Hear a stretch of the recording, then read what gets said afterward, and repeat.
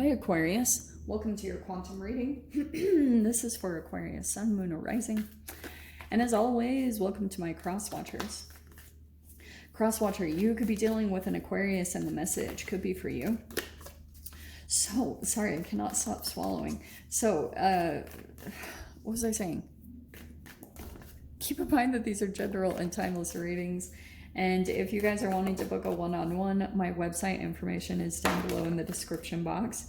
Just go ahead and subscribe your email there, and that way you'll always get an email notification whenever the availability opens up. And as always, thank you guys so much for liking, subscribing. Thank you for all the ways that you've supported the channel. And let's dive into the energies. Okay. Whew. All right. Aquarius. There we go. Oh, wow. Alrighty, Roo. There is a very significant chapter that you're wrapping up. Like, yeah, pretty powerful one. And here's what I think is happening. So we have the stone and the vessel, okay? And overhead is the nectar, which I love. I have not seen this card pop out in, I don't know, it has to be years.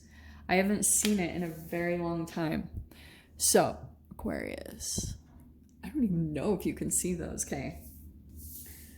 So, there could be some type of sweetness that comes in, or maybe even that's you.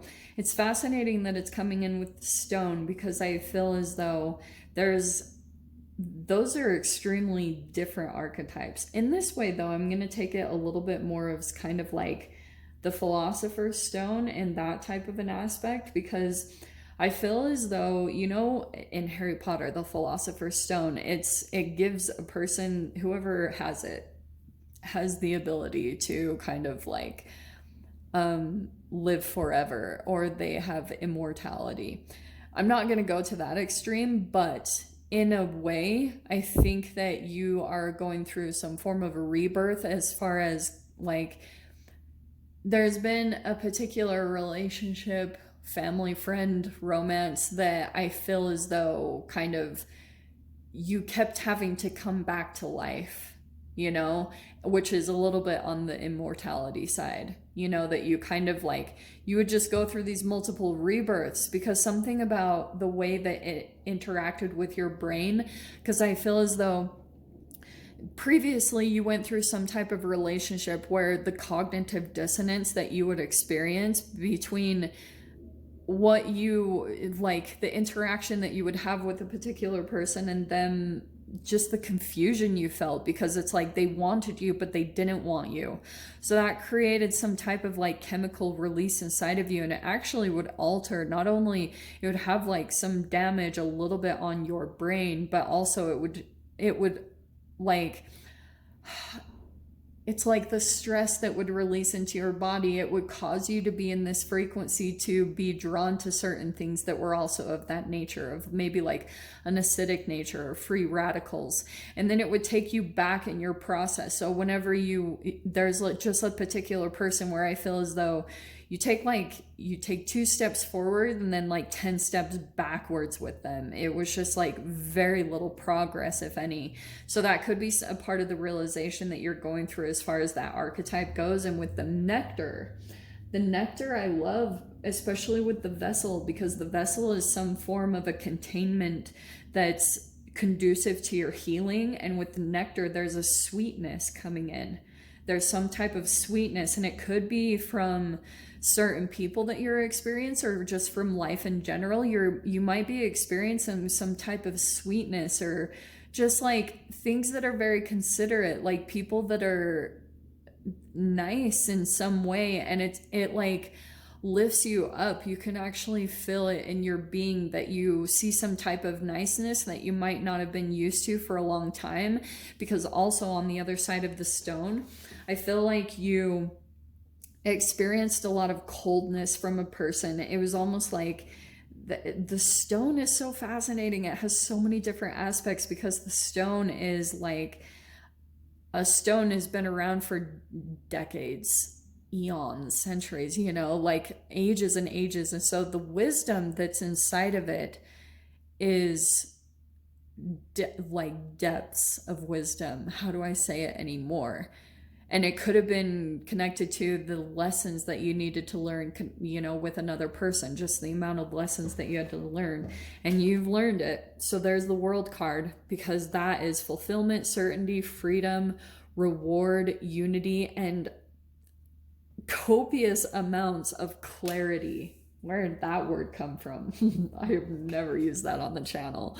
So we have the Queen of Wands, and this is intellect, tenacity, energy, inner strength, and generosity. I feel as though you are coming to some place of like confidence, maybe even starting to feel like you're looking very attractive.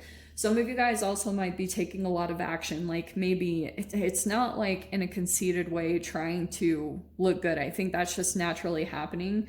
Some of you guys, I can see also too that you're into some type of athletics or something like that. Yeah, which is turning the wheel. Heck yes. The wheel is about to turn, and it's from your persistence, your determination, your action, you just the power of your mind, and you feeling determined to always push forward.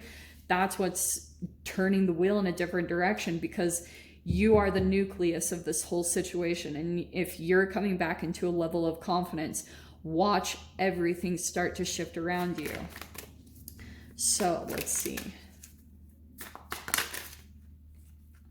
Justice. All right. Okay. Okay, so the Wheel of Fortune and the Justice card. What goes around comes around. Big time. Yeah. So I feel as though as you shift into the positive side of the wheel, just from you coming into a place of confidence, there's something happening to other connections in their life. Or yeah, like, and it's not wishing bad on anyone. I want to clarify that. Let people have their karma. Do not wish anything on anyone. You just focus on yourself, okay? But we have the King of Swords. I actually love this. And then you have the Four of Swords right next to that. That's a lot of healing energy. And in the center position, remember how I pointed out the word, the world, clarity? God, why cannot I speak? On the World card, there was clarity. King of Swords is clarity. You might have been kind of working really hard on something right now. Could be some type of creativity or passion, whatever it is that's alchemizing you. That is in some way. And when I see the King of Swords, to me, that's when you start clearing out your body and you have clarity of mind that you've never experienced. Because King of Swords is a very developed energy, okay? It's high intellect, because it's not an energy where your mind is overtaking you, because that's a manipulative energy. It's actually when you have clarity and you receive information from the universe.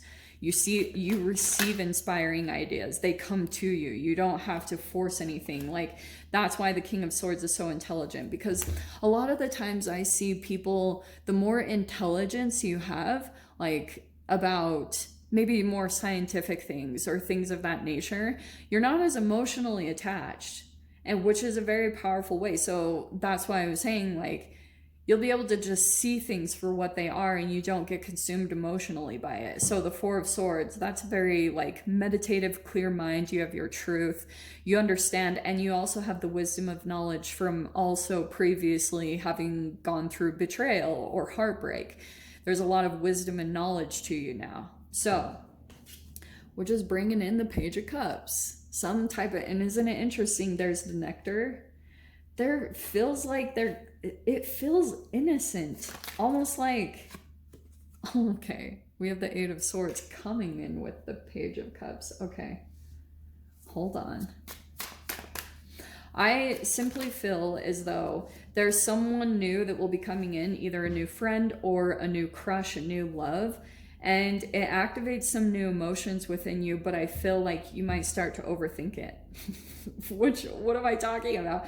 I feel like that's kind of going to be your balancing right here, is not, you know, letting your mind overtake the situation, because I feel like there's something different about this person, the Page of Cups, There could be something that's like a little bit you get stuck in your mind about. Like you might start to analyze certain things about them in the hopes of not repeating a pattern, like whatever you've healed through.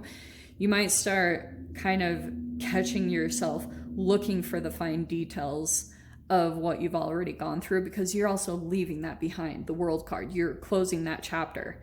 So when new things come in, sometimes you can try to like look for the signs and things like that.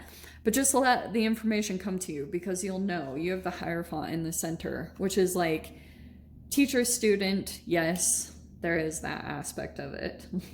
But this is the lesson that you're meant to learn. And with this Page of Cups, this is interesting because, like I said, there's something about this person that might make you start overthinking. Like the Page of Cups, it might be someone that is more, they could be younger, or they could be a little bit less emotionally mature, you know, just a little bit than you. And you might start to overthink certain things. Sometimes the Page of Cups too can like sometimes have certain coping mechanisms, you know, because it's someone that's still kind of like maturing and growing up. So there could be something really interesting that you're meant to learn from this connection. And even though they might not be physically younger than you, there's something about their energy that's like less mature. They're not quite developed, and you get consumed in some type of thought process when it comes to this particular person. Like it, and then you get stuck in something. It's like a chemical release that traps your energy, because I feel like it's a bit low vibrational. And so the teacher student lesson, it's almost like Aquarius, I feel like there could be someone that appears to be lesser than you in some way. Don't write them off completely, because I feel as though they might be growing and developing to something else, and you might be having to be a little bit more compassionate, because I feel like your immediate response might be to be like kind of brash and really like factual. And it's interesting because the nectar is talking about bringing sweetness, or kind of more of a sweet, compassionate energy into this relationship, which is totally the Page of Cups.